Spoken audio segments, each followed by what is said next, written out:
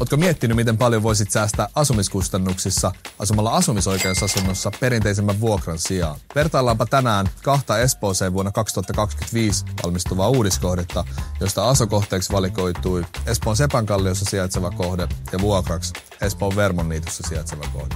Nämä kohteet valikoitu siksi, että samalta alueelta ei löytynyt kahta vertailukelpoista kohdetta. Asunnot on keskenään kuitenkin hyvin vertailukelpoisia.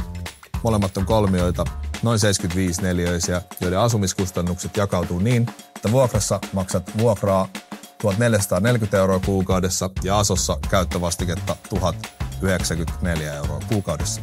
Silmämääräisesti voitaisiin toki todeta, että aso on selvästi vuokraa halvempi, mutta asumisoikeusasunnon saadaksesi sun täytyy maksaa myös asumisoikeusmaksu. No tää kyseinen asomaksu on tässä asunnossa 57 331 €. Harvemmalta löytyy tuommoista summaa takataskusta, eli todennäköisesti tätä varten tarvii ottaa laina.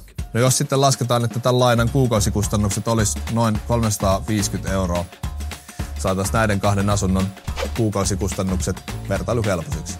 No jos sitten vaikka 5 vuoden päästä päätät muuttaa tästä aso-asunnosta pois, sulle maksetaan tämä asumisoikeusmaksu rakennuskustannusindeksillä tarkistettuna takaisin.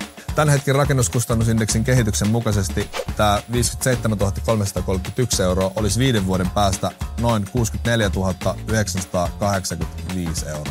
Eli aikamoinen potti.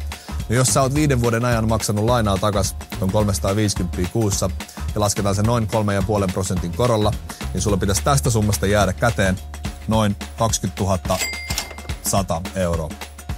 Jos tää summa taas jaetaan kuukausitasolle, se tekee noin 335 €. Eli sä voit säästää näinkin paljon, jos asut asumisoikeusasunnossa.